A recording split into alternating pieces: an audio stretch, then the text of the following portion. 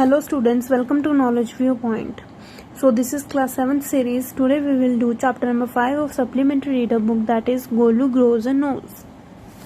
So first of all I can tell you who is Golu. Golu is a baby elephant. Golu एक character है जो कि baby elephant है. वो किस तरह से अपनी नोज को बड़ा करता है, ग्रो करता है, ये हम इस चैप्टर में पढ़ेंगे. There was a time when the elephant had no trunk. Golu, a baby elephant with bulgy nose, is full of questions. He goes to the Limpopo river to find out more about the crocodile's eating habits. तो एक time था जब elephant की कोई trunk नहीं थी, कोई knows नहीं थी. गोलू एक बेबी एलिफेंट है जिसके बल्जी नोज है. बल्जी मतलब मोटी सी नोज है उसकी, कर्व्ड सी. और वो कहाँ जाता है? वो लिम्पोपो रिवर पे जाता है. लिम्पोपो एक रिवर का नाम है. ये ढूंढने जाता है कि क्रोकोडाइल क्या खाता है, उसकी ईटिंग हैबिट्स के बारे में जानने के. Long long ago the elephant had no trunk. बहुत बहुत साल पहले एलिफेंट की कोई ट्रंक नहीं थी. He had only a bulgy nose. उसकी सिर्फ एक बल्ज सी मोटी सी नोज थी और इतनी बड़ी थी जैसे कि एक शूज होता है, जैसे कि एक बूट होता है. He could wiggle it from side to side but couldn't pick up things with it. वो उसे इधर उधर करता था, हिलाता था. विगल का मतलब होता है side to side movement. Okay, rapid movement करना, इधर उधर करना. लेकिन उससे वो कुछ भी उठा नहीं पाता था, कुछ भी कैच नहीं कर पाता था. There was a baby elephant called Golu. He too had no trunk but only a bulgy nose. तो इसी तरह से एक बेबी एलिफेंट गोलू था जिसकी कोई ट्रंक नहीं थी लेकिन सिर्फ एक बल्जी सी नोज थी और छोटे से बूट की तरह थी. छोटा सा बूट होता है जैसे. Golu was full of questions. He asked his tall aunt. Golu जो है वो क्वेश्चन से भरा होता था, हमेशा उसके दिमाग में क्वेश्चंस चलते रहते थे. तो वो अपनी एक टॉल सी आंटी से पूछता है. टॉल आंटी कौन है इसकी? ऑस्ट्रिच. ऑस्ट्रिच क्या होता है? बर्ड. तो ऑस्ट्रिच से पूछता है why don't you ever fly like other birds. क्यों तुम दूसरे बर्ड्स की तरह नहीं उड़ पाते. Then he asked his tall uncle the giraffe what makes your skin so spotty. तो उनसे जिराफ से पूछता है अपने अंकल से कि तुम इतने स्पॉटी क्यों हो, आपकी स्किन इतनी स्पॉट्स वाली क्यों है. He asked his huge uncle hippopotamus why are your eyes always so red. तो वो अपने अंकल हिप्पोपोटामस से पूछता है कि आपकी आंखें हमेशा रेड क्यों रहती हैं. ही asked his hairy uncle the बबून why do melons taste like melons. तो वो बबून एक मंकी की तरह ही होता है. तो उससे पूछता है कि जो मेलन्स होते हैं, जो हमारे पास खरबूजे होते हैं, वो खरबूजे की तरह क्यों टेस्ट करते हैं. The ostrich, the giraffe, the hippopotamus and the baboon had no answers to Golu's question. Golu is a naughty baby they said. He asked such difficult questions. तो किसी के भी पास उसके क्वेश्चंस का आंसर नहीं था और वो ये कह रहे थे कि गोलू एक शरारती बच्चा है, वो हमेशा हमसे ऐसे डिफिकल्ट क्वेश्चंस पूछता है. One day Golu met the manna bird sitting in the middle of a bush and he asked her, what does the crocodile have for dinner. The manna said, go to the bank of great grassy Limpopo river and find out. तो एक दिन मैना बैठी होती है झाड़ियों में और वो उससे पूछता है मैना से कि क्रोकोडाइल क्या खाते हैं रात में डिनर में. तो मैना कहती है कि जाओ लिम्पोपो रिवर के पास जाओ और वहां पे जाके ढूंढो कि वो क्या खाते हैं. तो गोलू घर जाता है. Golu went home. He took 100 sugar canes, 50 dozen bananas and 25 melons. तो वो अपने साथ 100 तो शुगर केन्स कैरी करता है, मतलब 100 गन्ने कैरी करता है, 50 दर्जन केले कैरी करता है, 25 मेलन्स कैरी करता है. और फिर वो अपनी फैमिली को गुड बाय बोलता है, बाय बोलता है और कहता है कि मैं तो जा रहा हूँ. I am going to the great grassy Limpopo river. मैं तो लिम्पोपो रिवर जा रहा हूँ. I will found out what the crocodile has for dinner. और मैं ये ढूंढूंगा कि क्रोकोडाइल डिनर में क्या खाते हैं. He had never seen a crocodile and didn't know what one looked like. और उसे पता नहीं है कि क्रोकोडाइल होता कैसे है, उसने कभी भी नहीं देखा क्रोकोडाइल. तो रास्ते में जाते हुए उसे कौन मिलता है? He met a python and asked him, have you ever seen a crocodile? What does he look like? What does he have for dinner? तो पाइथन से पूछता है क्या तुमने कभी क्रोकोडाइल देखा है, किस तरह से दिखता है वो और वो अपने रात में क्या खाता है. तो python uncoiled himself from the branch of tree and said nothing. तो पाइथन जो होता है वो ट्री की ब्रांच से अपने आप को निकालता है. अनकॉयल करते हैं, जैसे लिपटे हुए होते हैं ना स्नेक्स, तो वो क्या करता है अपने आप को अनकॉयल करता है और उससे बात करना शुरू करता है. कहता है कि but off a tree but said nothing. और कुछ भी नहीं बोलता. Golu politely helped him to coil around the branch again and again and said goodbye to him. तो पाइथन ने तो उसको किसी बात का रिप्लाई नहीं किया, लेकिन गोलू जो उसको मदद करता है ट्री के अराउंड, वो वापस से उस ब्रांच के अराउंड उसे कॉइल करने में मदद करता है और उसे बाय करके चला जाता है. Now Golu meets the crocodile face to face. Golu crocodile से फेस टू फेस मिलता है। He gets the python's help when he needs it most.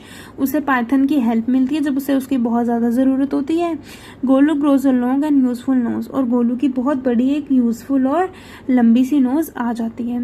Now Golu moved on eating sugar canes, bananas and melons. After a few days he reached the very edge of great grassy Limpopo river. On the bank of river he saw a log of would.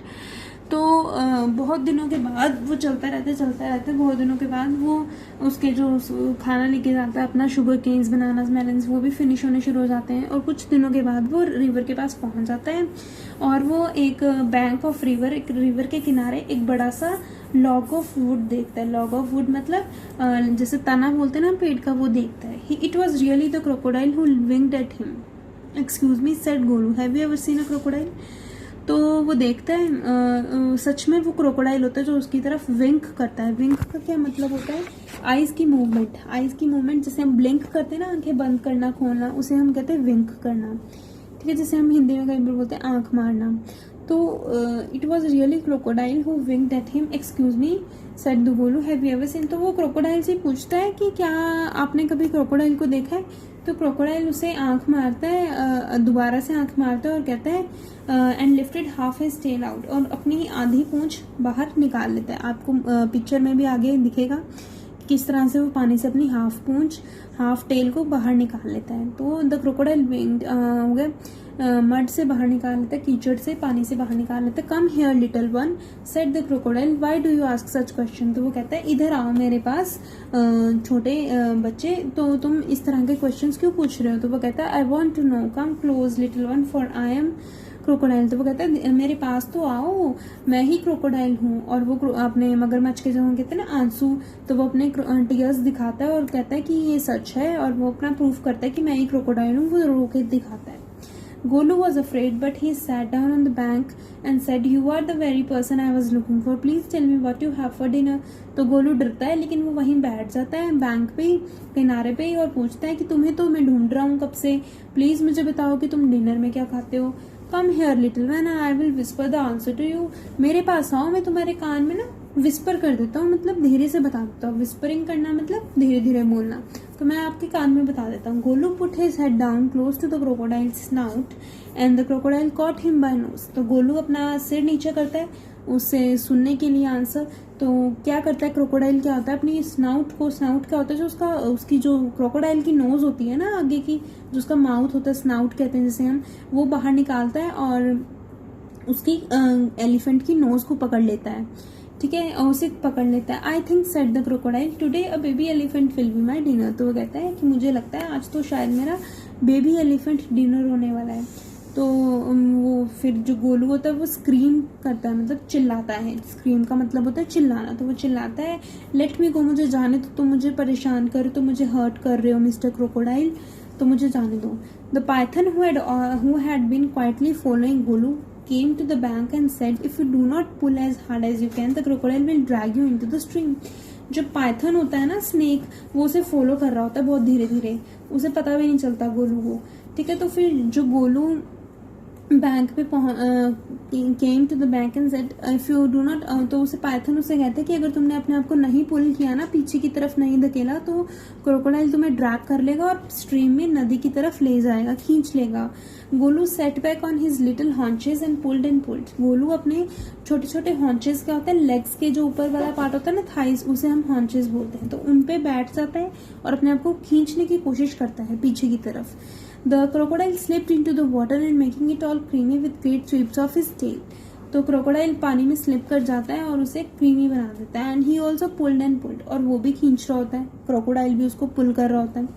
Then the python coiled himself around Golu's stomach and said, let's pull harder. तो python जो होता है वो गोलू की trunk, stomach के ऊपर पूरा cover कर देता है, अपने आप को कॉइल कर देता है और उसे पुल करता है। Golu dug in his 4 legs in the mud and pulled. Golu की भी जो टांगे होती हैं, ये पिक्चर में दिखेगा आपको, वो जो वहाँ मड होती है ना, क्योंकि रिवर्स के पास जो मिट्टी होती है वो थोड़ी गिल्ली होती है, वो कीचड़ की तरह हो जाती है, तो उसमें उसके जो लेग्स थी वो धंस चुकी थी और वो पुल कर रहा था खुद को। The nose kept on stretching, और जो बेचारे की नोज थी गोलू की, वो स्ट्रेच हुई जा रही थी।